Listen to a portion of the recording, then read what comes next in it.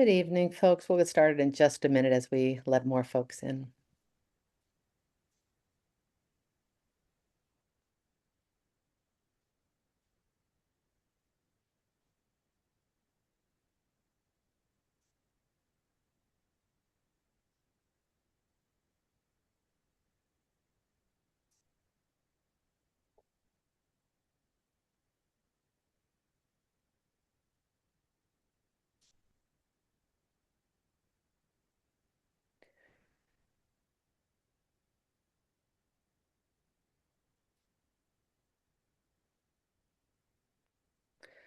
Okay, I think we will start now and trust that folks will be joining as they're able as we move through um, the next hour together. My name is Kim Schultz, and I'm the Director of Interreligious Engagement here at CTS and Public Projects, I should say. And I wish to say Happy New Year to everyone. Welcome back. This is our first gathering of the new year here at CTS. So we are very grateful for your presence um, and being here on this early January day. Um, and we are very excited. I personally am very excited to welcome back today Dr. Vanessa Gomez-Brake, who is going to be speaking to us shortly under the umbrella of Dismantling Christian Hegemony in Higher Education, which I had the privilege of listening to at a New York conference recently, and I'm very excited that we can share her learnings, her teachings here at CTS. We will get into a few more details later, but I want to just a couple business items that there. Please use the chat during the conversation to react and or to put your questions in. And Dr. Brake and Dr. Braxton will be referring to them later on during the conversation. Also, if you are able, I know we're not always able, and that's totally fine, but if you are able, it's lovely to see faces and just a nicer way to see each other and communicate and speak to human beings. So if that's something you're able to do, that's always appreciated. And we will start off as we always do with a words of gathering, a time for our community to center, for us to come together and be and breathe, and also to hear from the diversity of faith traditions and ethical traditions that we all come from. So we are very happy to welcome Jason Quisenberry, who is going to offer our words of gathering today. Jason, please introduce yourself and I'll pass it to you. Thank you, Kim, and hi, everybody. Happy New Year to all of you. I am very honored to be here, more than honored, really. It's my first time doing this, so yeah, thank you all. Um, I come to this space with all of you tonight as a non-denominational Christian. Um, my faith is a little bit shaped less by certainty and more by an ongoing effort to love thy neighbor, basically, to try my best to live my life in a way that I think is pleasing to the creator of all of us. So I try to do that with honesty, and I certainly do it with accountability. Accountability is something I find to be very important in my faith and how I live my life. Um, Christianity, though, it's I have a very interesting relationship with it because it has given me a lot of personal meaning, and it's given me hope, and it's given me a lot of strength in times when I needed it desperately, especially when I look to Mary of Nazareth. That woman is a pillar of strength for me, and I look to her all the time, even though I'm not Catholic. So, um, but I also believe that it's important to recognize that my faith has also caused real harm, and holding both of those is part of my personal particularity that I feel is important to share. Um, I also do not belong to a church, and I haven't for quite a long time, and that is a part of it, part of this reckoning, because something that I feel very strongly about is the idealization or visuals of Jesus as a white man. And it just reflects the history of, domination and exclusion and more wickedly, white supremacy. And it does not have a place for me, and it makes me feel unsettled. And it's just been very problematic with my own, life stance. So I do believe white supremacy is a sin of humanity. And if it goes unnamed in religious spaces, I just feel like it's going to continue to be problematic. So I do carry with me a lot of grief for this world. And I just want to take this moment to express the Bondi Beach, tragedy last month. Um, that it just it reminds me of all of our vulnerability, each and every one of us. So because of that, I do come with this conviction of not wanting harm to have any place here, not in this particular space with all of us, not in my words, and not in how we all speak about, our creator and about one another. So I just want to end with a passage that I really find quite lovely, and I think it can hopefully bring meaning to each and every person in their own way. And it is from Micah 6:8, and I'm going to paraphrase, but what is required of us but to do justice, to love kindness, and to walk humbly. And those are all things that I try desperately to do in my life stance and in my life. Um, I just pray that this hour is shaped with humility, with care and courage and bravery as we venture into this new year together. So thank you all, and I do send light and love to each and every one of you. Thank you.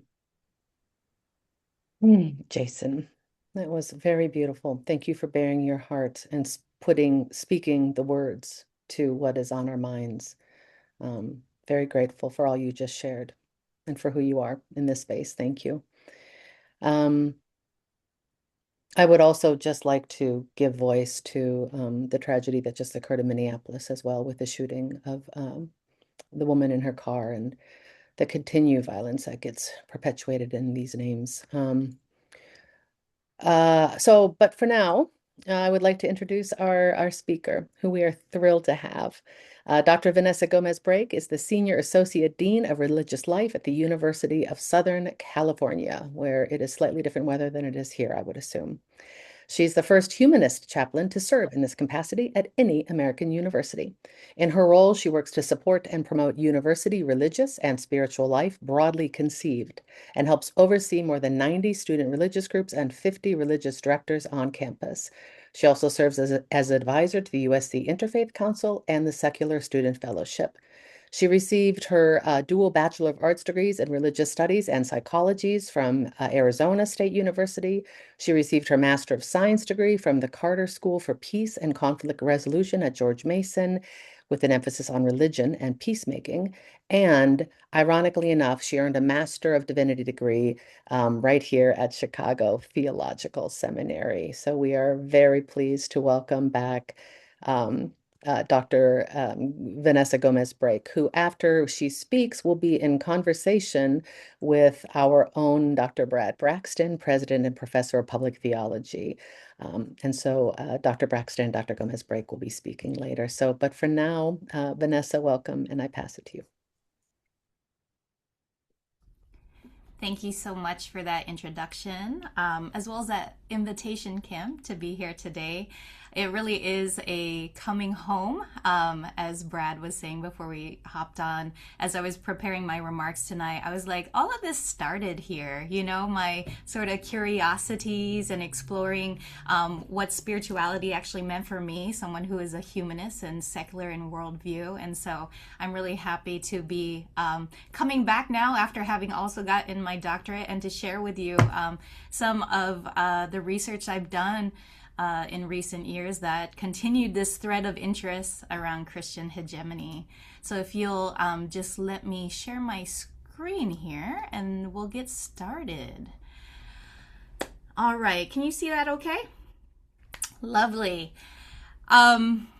So let's start with who am I? You already heard my introduction, and it's lovely to see some familiar faces, but let me tell you a bit more about the particularities of where I'm coming from so that you may come to know me and how I came to this research. I'm a secular humanist and an atheist who was raised Catholic. I grew up on the island of Guam, and my family is from the Philippines. And so I also grew up with shamanic folk traditions that were indigenous to both the Marianas Islands as well as to the Philippines.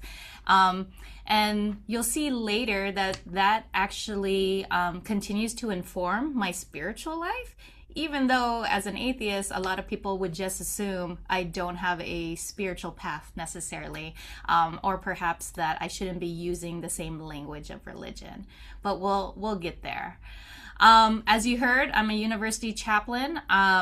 Before I was a chaplain, I had worked at both Stanford University's Office of Religious Life, and then I literally graduated from CTS when I was becoming a chaplain here at the University of Southern California. So it was really great to be doing my coursework while also being a chaplain in a university. And so it was experiential and practical as I was studying at CTS to also apply it in the workplace.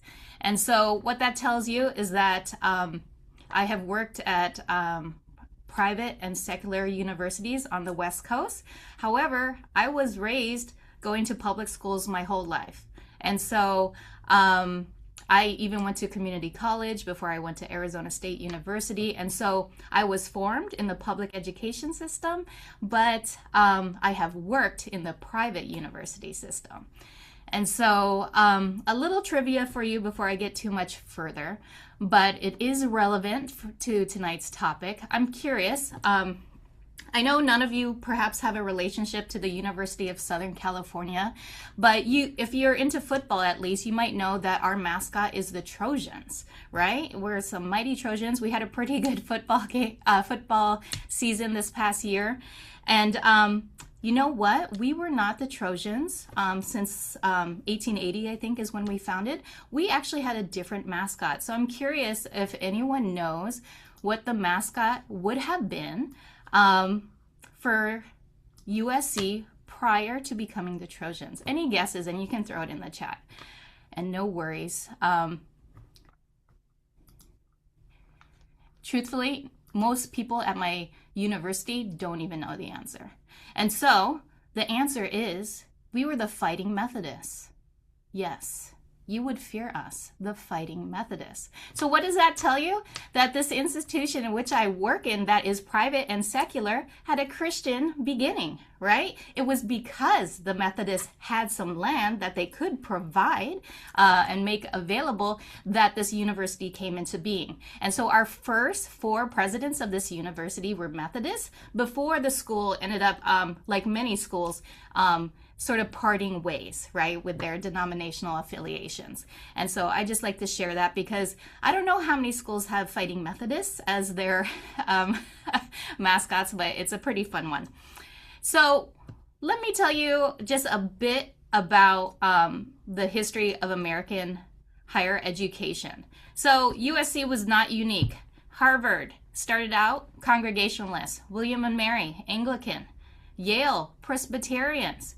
And so you see all of this, right, going on.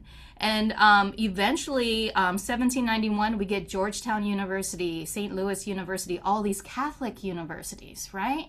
And so the history of American higher education is a Christian history. It is a Protestant history, right? And so I forget where I got this data. I should ask my friend. But you look at American higher education, and this is how many schools we had with these particular denominational affiliations. And so a lot of schools, such as Harvard, have done away with their affiliations. However, when you are started a certain way, it informs how you carry forward certain legacies and so forth. And I'm going to get into some of the details of what that looks like today. But I just wanted to tell you that most every university, other than our public universities, had Christian beginnings.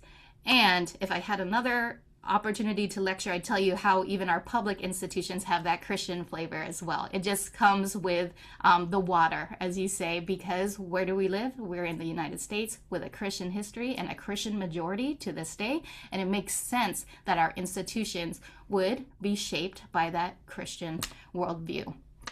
However, I do want to share that this history of American education is also a history of exclusion.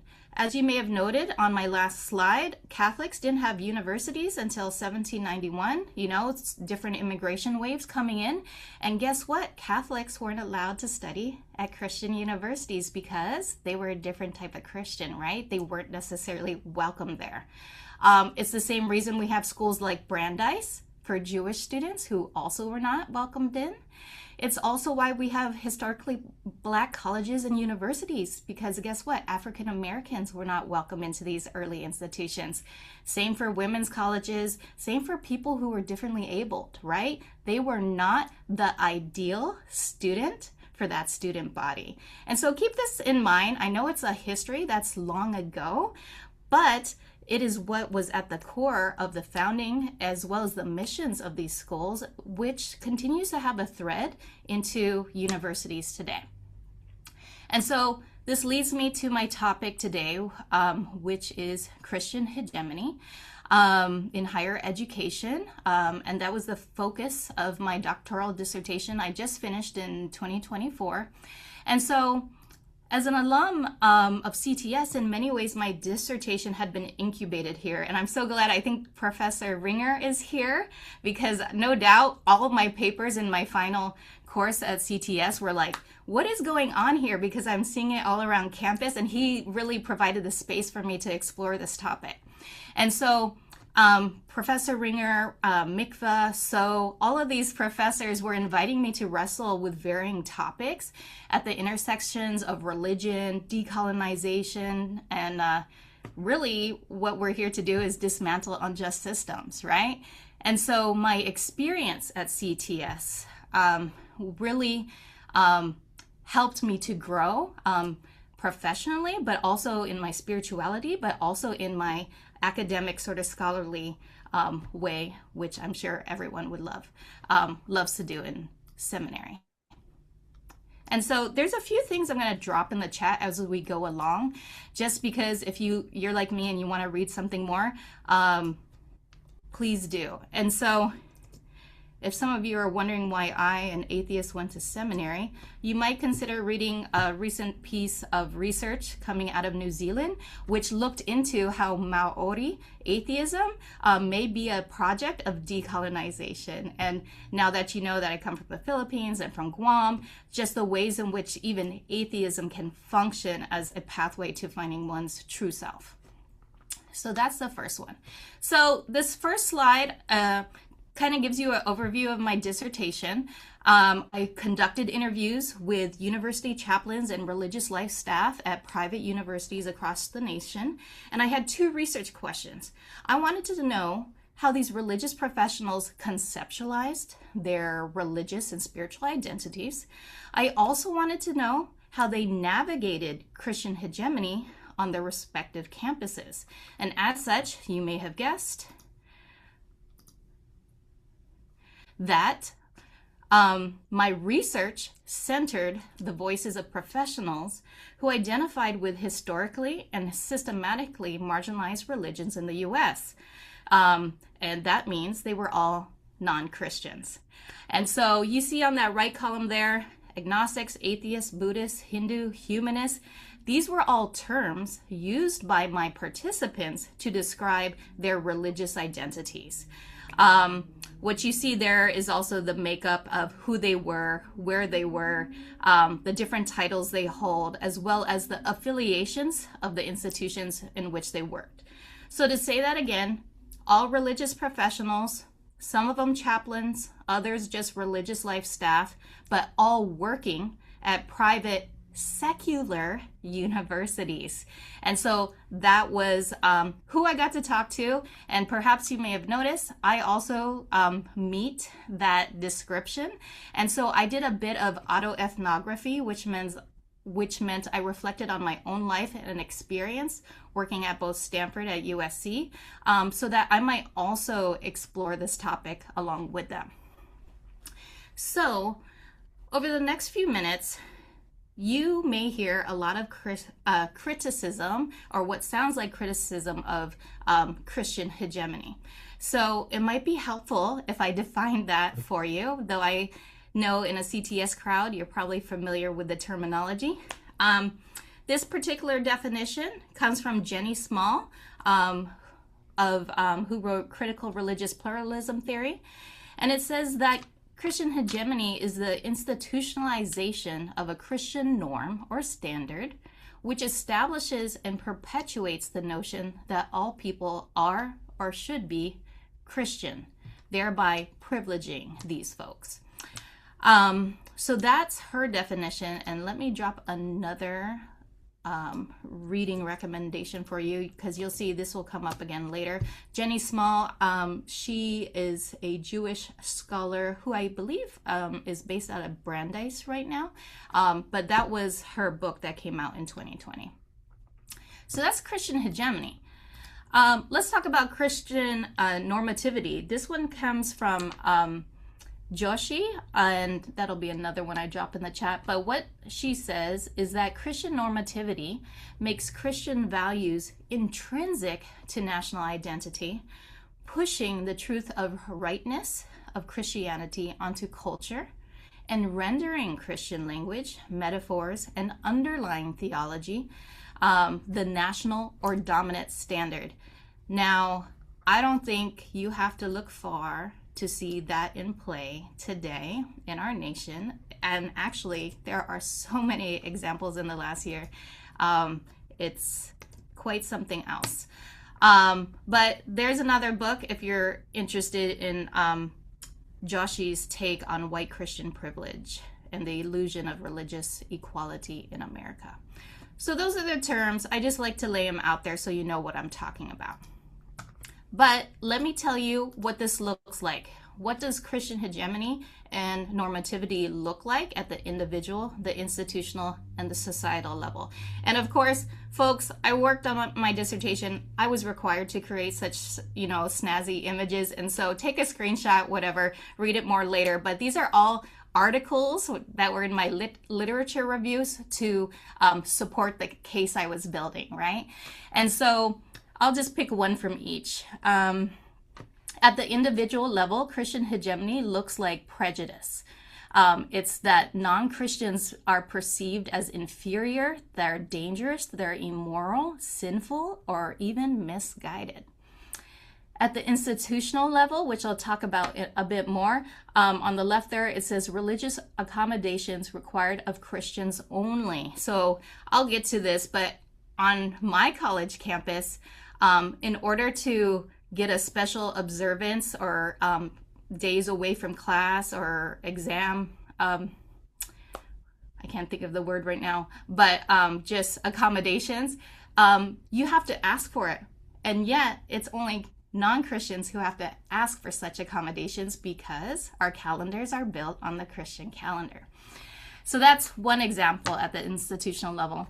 The next is the societal level. And I kind of said this, cultural norms and values are set by Christians, given that our nation's history. But Christian norms are also used to justify social oppressions. So there you go. That's just a bit of what I had to read in order to get to where I am. So actually, let me go back real quick. I just like to say this, just given everything we're going through right now. I just told you what we're going to be looking at. Let me tell you a bit of what I'm not going to do. I'm not attacking Christianity as a religion. I am not attacking Christians for what they believe. So please do not accuse me of anti-Christian bias, as I assure you, the Trump administration would. because a lot of what I'm saying sounds critical of Christianity, but actually I'm looking at the dominance factor, right? I'm looking at the kind of covert ways in which it operates, which ironically enough may not be in alignment with Christian values, right? So anyhow, a reminder, I was raised Catholic. I benefit from Christian privilege, and I still have so much love for the tradition. And obviously, I went to a seminary that shared my own worldview in regards to a tradition that is grounded in justice for all. And so I just wanted to say that because oftentimes people get a little worried when I start talking about this topic. And so let's see here. Yes, my research focuses on the legacies of Christian influences on secular and private universities, which were nonetheless carried over to public institutions as well as primary, secondary, and college level institutions. And there are a lot of things I could say right now about white Christian nationalism and the Christian norms that are being overtly reinforced by our US government, but that's not my area of study, though you are certainly welcome to raise such questions during the Q&A. So what I'll do now is tell you what I learned from my research participants in regards to the more covert operations of Christian hegemony in our private universities. Again, these are all university professionals I talked to. As I interviewed them, I learned of discriminatory hiring practices. I heard them talk about having to navigate Christian standards for religious leadership.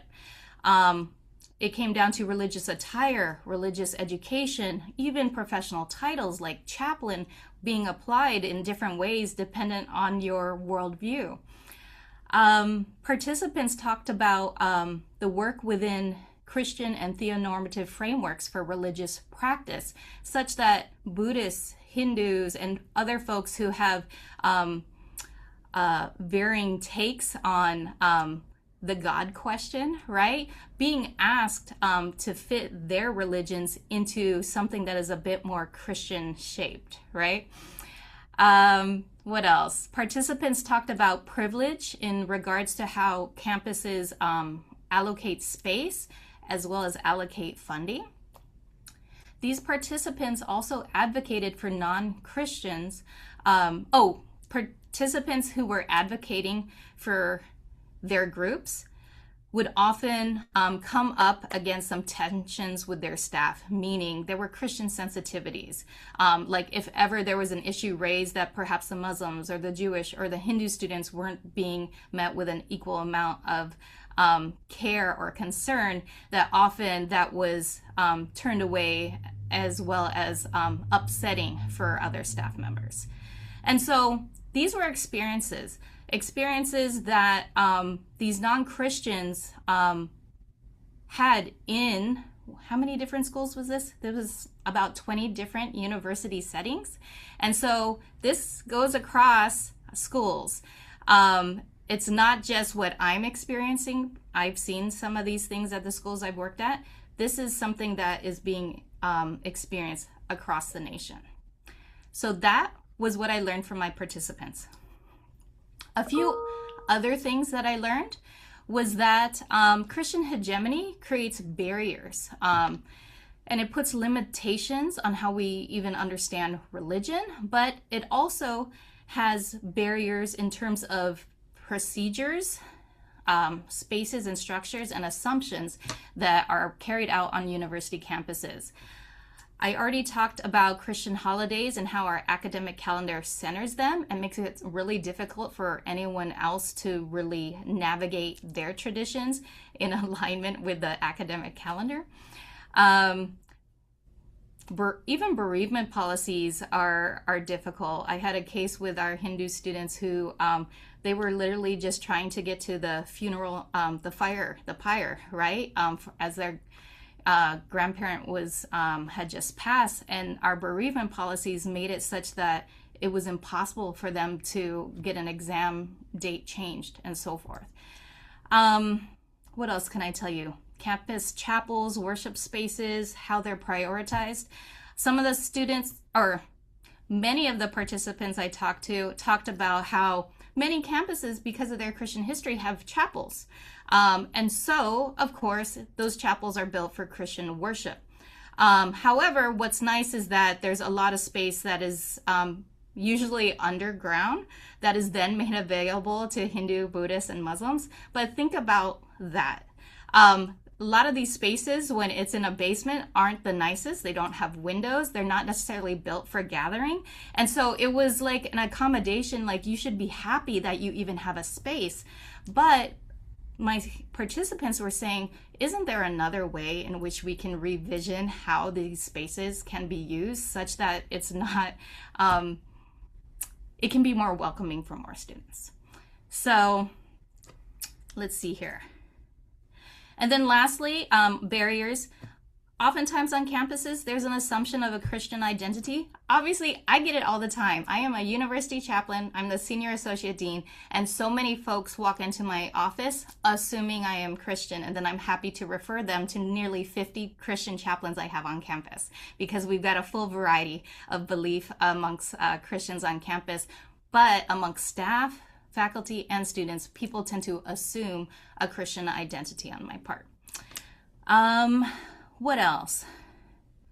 Yeah, I think I will leave it at that so I can move along.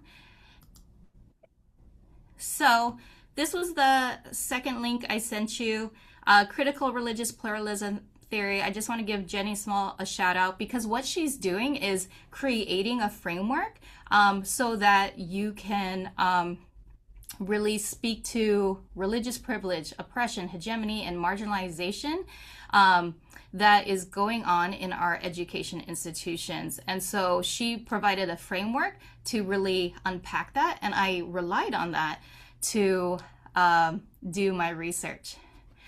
And so I want to quote Jenny, because she spoke of the detrimental effects of reducing religion to simply beliefs, because it leads many to assume that religion is just a personal preference or a choice, something that would potentially be easy to abandon if it begins to cause harm, or more harm than good. But it is a misconception that religion, secularity, and spirituality are self-selected identities. She also quotes, there are hidden Protestant notions implied as well about religion as a matter of personal decisions. As an individual whose culture, race, or ethnicity differs from white Christian society, they cannot simply make a different personal choice. So thinking of religious identity as a set of beliefs made by purely personal choice does not take into account the impact of one's family and community environment that socializes them into a particular identity. Individuals cannot simply give up their culture of origin and heritage or the color of their skin, which often causes others to presume they have a certain religious identity, which of course comes to me as a Filipina. Most Filipinos are Catholic, and so it makes sense why people would logically assume I am a Christian. So religious identity as a social identity acknowledges that its functionality is social, it's communal, and it's contextual. And so we need to get away from these simple ideas that religion is simply beliefs. And so with that in mind, as I interviewed these participants, I asked them about their beliefs, sort of those labels that you saw on that early slide, but I also asked them about their behaviors. And I also asked them where they found belonging. And this is just one way to complicate our definitions of religion and spirituality, because oftentimes if you ask questions about these three B's, you might even assume, you might even think they're in conflict. And so I'll demonstrate that here in a slide or two. I'm gonna hop over that one. Here we go. So, oh, actually, let me go back. There we go. So social identity mapping is a thing, but often researchers will leave religion out of it. And so these were the methodologies I use. I kind of talked about it. Counter storytelling is pulling up the stories that are not often highlighted. And so I did that by highlighting the voices of non-Christians. I also did an intersectional analysis, kind of getting into the nitty-gritty details of how religion is informed by gender, class, race, all of these things. And so these are the methodologies and theories that informed my research. And so what I'm trying to say here is that your religion is so much more than your belief, right? And it's so much more than your behaviors and your belonging. But I wanted to unpack that a bit. And so let's see here. Yes. And so this is my last slide. And it's just a snapshot of me. What you see here on the left side is how an institution like USC would see me. Because if they asked me what my religion was, I would say atheist. And you know what? Then they would probably be like, oh, so we don't need to send her information about religious life and spiritual life because she's an atheist. She has no interest in that. However, if you go through and look at those many facets of your social identity, what could you learn about me? Let's see here. In the bottom right, I have the candles. I have Mary, I have Jesus, because that was a tradition that has informed me most of my life. However, I also have the Aries there because astrology was a family practice. My mom and I would read the newspaper every morning and we would talk about what it might mean for what was to come ahead. And that was something I shared closely with my mother, and she still sends me the newspaper cutting on my birthday, just so I know what's coming up for the year. I put this little mark on there because one of the most transcendent experience I had was at a punk rock show in college. And why is that? Because I was in a room with like 100 other sweaty college-age folks, but we all knew the same lyrics to the same song, and we were singing it with the guy on the stage. That was beyond me, something that inspired awe. And so that's not something that's out of reach for atheists. That's something that's very human, right? Let's see what else here. To the left of the skull, you see an image of an elder putting their hand on a child's head. And that's something I do to this day. I show respect to my elders by saying mano po, right? And that's a connection to my elders and a way of showing respect, but also a way of just a way of relating to my family members. Let's see. The earth at the top, I sort of represented, as I was growing up, we were very much, you might have heard like the language in the Philippines is Tagalog, and I'm Taga-Ilog, which means I'm people of the river. And so very much my upbringing was related to not only the jungle, but to the water. And I was brought up saying certain phrases like tabi tabi po as I entered bodies of water to show my respect to the earth as well. And that might explain why I have about 1,000 cactus in my backyard and a banana tree and other things, because that is my sanctuary, right? That is sacred space for me. And so the first part of my research question was helping me to understand how these religious professionals conceptualize their religious identity, their spiritual identities, but it also was a way for me to complicate religion. I wanted these chaplains of different worldviews to explore the many facets and influences that have shaped their religious and spiritual lives, such that they weren't diminished to just one label, right? Whatever that religious label is, because that really diminishes their worldview. And actually, as you can see here, to call me an atheist is a bit of a deficit mindset, right? Because when you look at the right side of this image, what you see is that there is so much religious and spiritual influence in my life that this, usually I have a final slide that says, we are all spiritual beings, because what we share is a universal search for meaning, right? And I believe that's true. all of us are trying to make sense of this life we are living.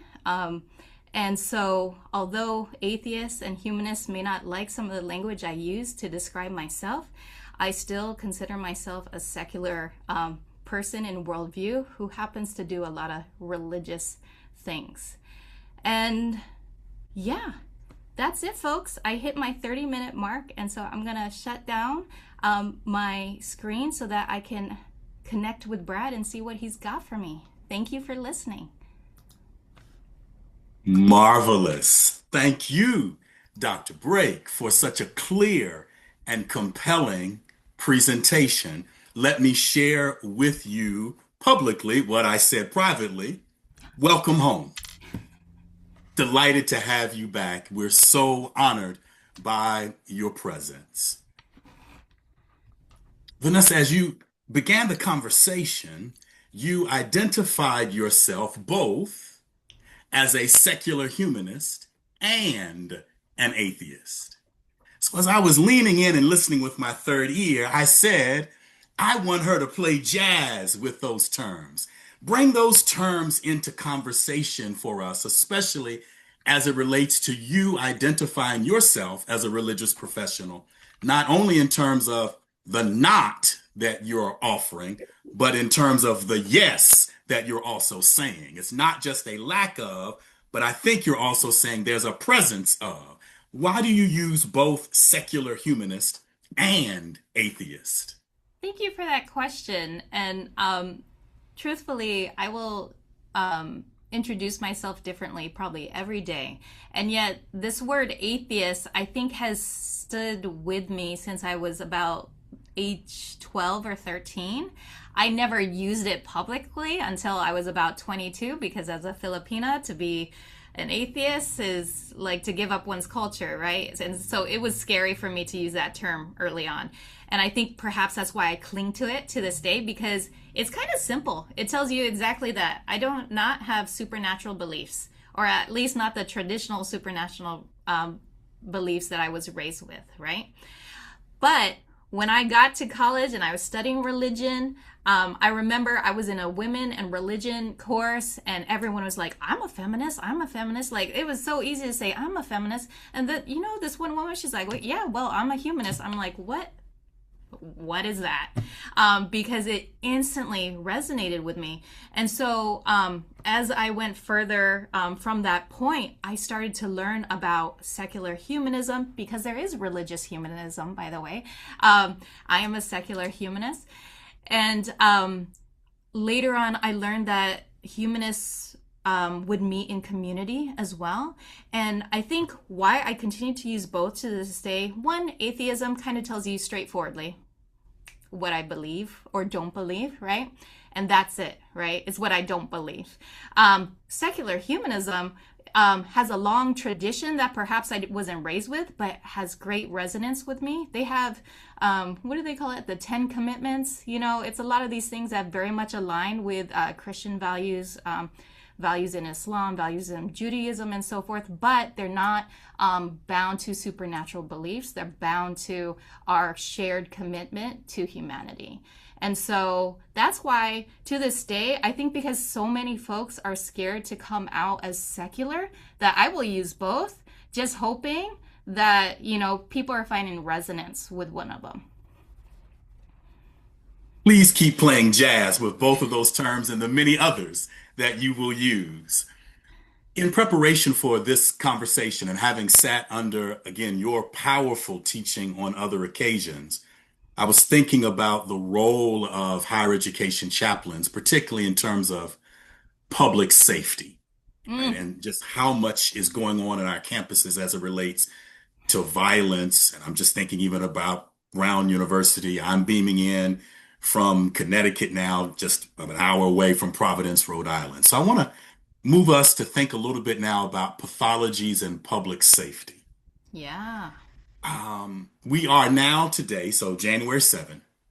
So we just celebrated 2 days ago a very infamous anniversary. 5 years ago, the desecration of our nation's capital, where Christian symbols were co-opted to fuel an insurrection. In a lot of my own writing and teaching, Vanessa, I often argue that every religious or ethical tradition has a shadow side, a pathological part, right? There are pathological aspects to every tradition that, if left unchecked, can lead to threats to public safety. So, in light of this infamous anniversary that we have just celebrated, from your vantage point as a humanist, how do we build higher education spaces that are not just inclusive, but pathology aware? And how can humanism and Christianity, the better forms of Christianity, right, my own native tradition, serve as correctives on one another? But I'm curious about these pathologies left unchecked and being pathology aware as a humanist yourself. Thank you for that. You know, before I came onto this, I was shared the interreligious values of CTS, right? Because not everyone coming to CTS knows about the interreligious as well as multi-faith commitments of this school. And I was so happy to read it, actually, because what it started with is like, name your particularity and where you're coming from, right? And that is something I do in every space, every classroom, right? Because you heard me say there is an assumption that most everyone is a Christian and that we're all the same here and that we share the same beliefs. No, you need to complicate.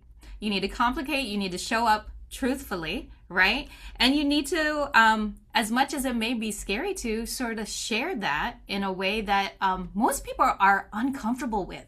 The institution I work with, they are uncomfortable talking about religion. They're even more uncomfortable talking about my atheism, right? And so I have to continuously push up against that tension because our secular institutions have this sense that, religion should not be discussed. And so in every room, I'm discussing it. And the fact that the atheist is discussing religion is kind of fun, right? And the students, so often people are thinking that they're less religious and they're less spiritual. No, they're just using a different language. And so as chaplains, we have to be able to meet them where they're at, right?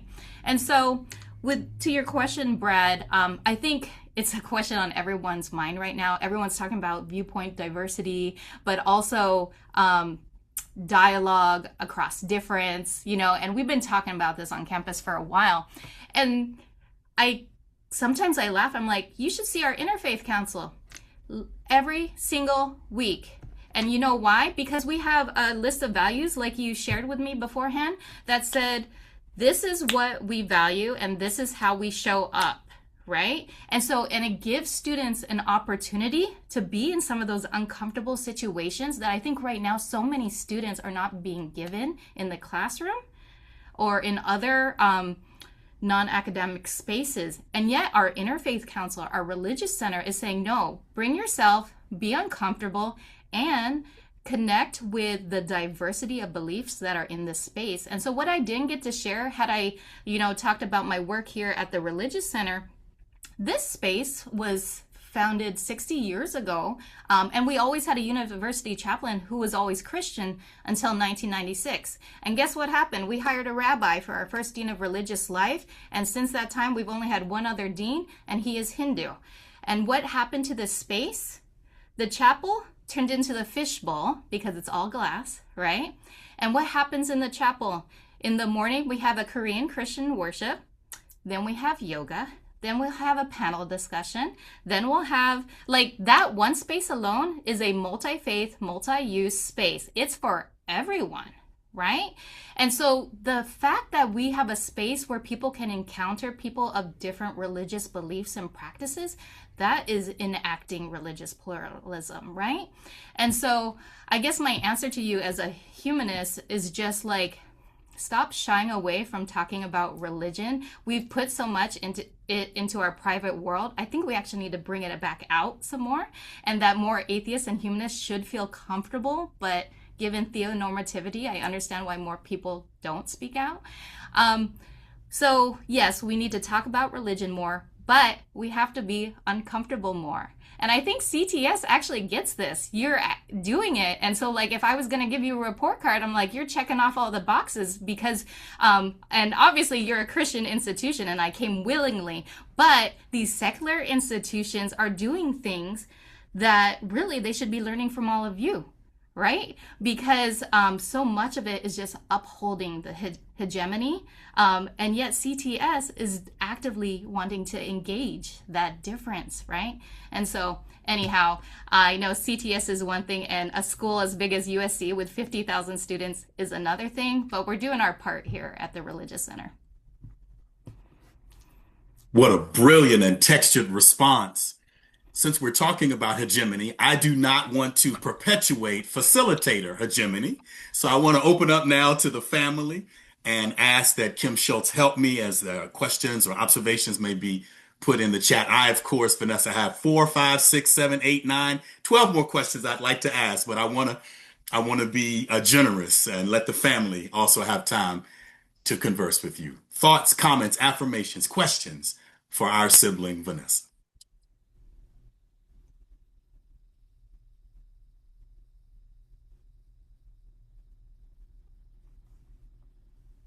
Vanessa, I just wanted to, well, say thank you. That lecture was incredible. I am in agreement with literally every single word you said. I mean, it's uncanny. But also, I do want to express to you that my hope is that one day when you're doing these lectures, which are so critical, you will not even have to address to the audience that you're not anti-religion, that you're not anti-Christian or anti-whatever, because those who are truly listening understand that. And I just want more people to recognize that and not be dumb. I don't know how to, to say it. Really, I'm sorry. But yeah, I just wanted to say that. And it's incredible what you have taught us. So thank you.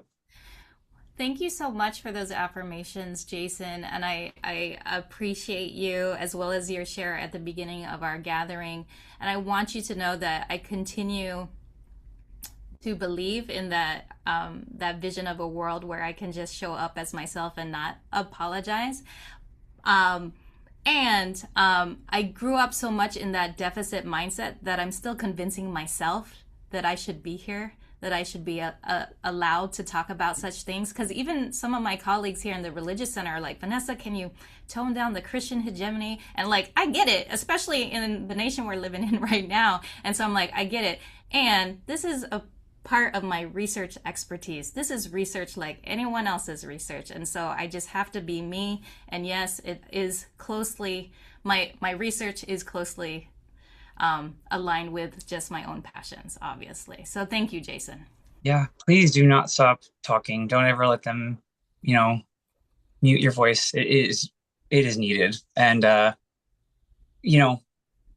with my own life stance, I am a firm believer that my faith would be so much better had the actual first apostle been taken more seriously. And so, yeah, it's just my thoughts on that. Thank you. Other questions, observations for Vanessa, please.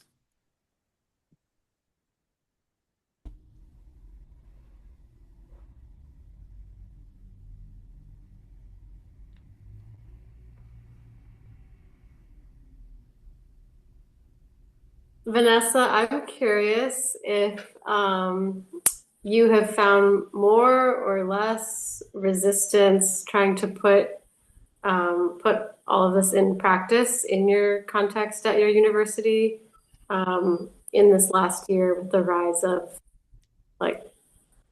of very overt white Christian nationalism. Yeah.